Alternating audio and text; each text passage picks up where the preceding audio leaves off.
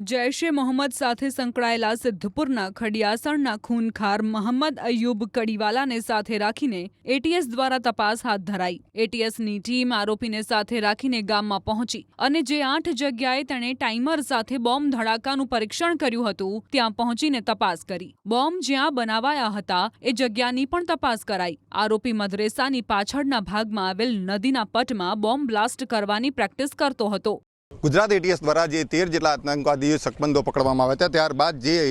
ATS દ્વારા ક્યાંક ને ક્યાંક જે ખડિયાસણના અંદરથી જે આતંકી પકડવામાં આવ્યો હતો મોહમ્મદ અય્યુબ કડીવાલા, તેને લઈને અત્યારે ખૂબ જ મોટી અને ઘટસ્ફોટ વાત બહાર આવી હતી કે જે રીતના જે આતંકવાદી હતો તે ટાઈમર બોમ્બનો ઉપયોગ કરતો હતો અને અનેક જગ્યાઓ એવી છે, અવાવરૂ જગ્યાઓ છે, નદીના પટની જગ્યાઓ છે કે જ્યાં આગળ તેને 1-2 વાર નહીં પરંતુ 8-8 વાર બોમ્બ બ્લાસ્ટની જે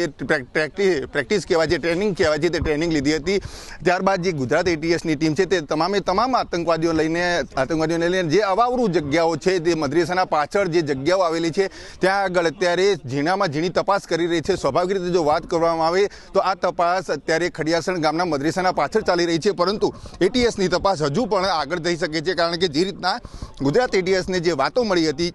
જે રીતના ગુજરાત એટીએસે ડોક્યુમેન્ટ સહિતની અમુક સામગ્રીઓ જે હતી તે જપ્ત કરી હતી ને ત્યારબાદ જે રાઇફલ ટ્રેનિંગ સુધીની વાત આવી હતી, ત્યારબાદ એટલું સ્પષ્ટપણે કહી શકાય છે કે જે રીતના છેલ્લા 20 દિવસથી ગુજરાત એટીએસ કામ કરી રહી છે ને એક બાદ એક આતંકવાદીઓને સામે લાવી રહી છે, કારણ કે જે મોહમ્મદ અય્યુબ કડીવાલા છે તેના પાસેથી જે સ્ફોટક માહિતી મળી હતી એટીએસને કે 1 નહીં 2 નહીં પરંતુ 8 જેટલી અલગ અલગ જગ્યાએ તેને જે ટાઈમર બોમ્બ સાથેના જે બોમ્બ હોય છે તે બ્લાસ્ટ કર્યા હતા। અત્યારે જે કબ્રસ્તાનની આ જગ્યા છે જ્યાં આગળ એટીએસની ટીમ, તમે ઝૂમ કરીને દ્રશ્યો બતાવી શકો છો કે જે આતંકવાદી છે, આતંકવાદીને લઈને અત્યારે અને સ્થાનિક લોકોને લઈને અત્યારે પંચનામું કરી છે, તપાસ કરી રહી છે અને જે ખાડા પડ્યા હોય છે કદાચ તે ખાડાઓની પણ નિરીક્ષણ કરી રહી છે, કારણ કે તેને જ્યારે બોમ્બનું પરીક્ષણ કર્યું હતું, અલગ અલગ જગ્યાએ 8 જેટલી જગ્યાએ બોમ્બનું પરીક્ષણ કર્યું હતું, તે તમામ જગ્યાએ જઈને એટીએસ જે છે તે તેની કાર્યવાહી પ્રમાણે ઝીણવટ અત્યારે તપાસ કરી રહી છે। સ્વાભાવિક રીતે બીજી બાજુ દ્રશ્યો જોઈ શકો છો કે આ વાહન છે કે જ્યાં આગળ બીજા આતંકવાદીઓ પણ અંદર રહેલા છે, તો સ્વાભાવિક રીતે જે એટીએસ તેની કામગીરી કરતી હોય છે તે જ પ્રમાણે અત્યારે તમામ આતંકવાદીઓને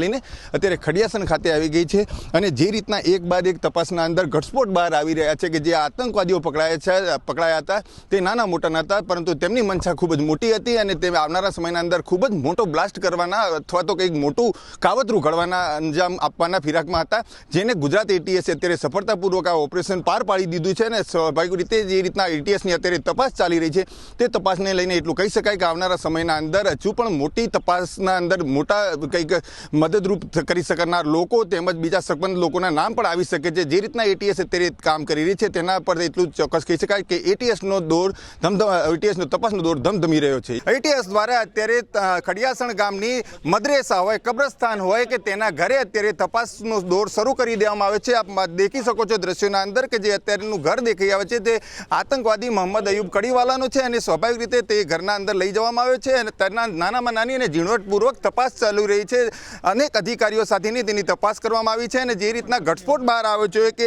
8 જેટલા તેને બ્લાસ્ટ કર્યા છે, અલગ અલગ જગ્યાએ તેને બ્લાસ્ટ કર્યા છે અને કોના દ્વારા સામગ્રી લેવામાં આવે છે, કોના સંપર્કમાં હતો, તે તમામ બાબતને લઈને એટીએસને દોર અત્યારે તપાસનો શરૂ થઈ ગયો છે। સ્વાભાવિક રીતે જે રીતના બ્લાસ્ટની વાત આવતા જ જે રીતના એટીએસની કામગીરી થઈ રહી છે, કારણ કે કંઈક મોટું કાવતરું ઘડવાના લોકો કામમાં હતા, જે મોટું કાવતરું ઘડવાનો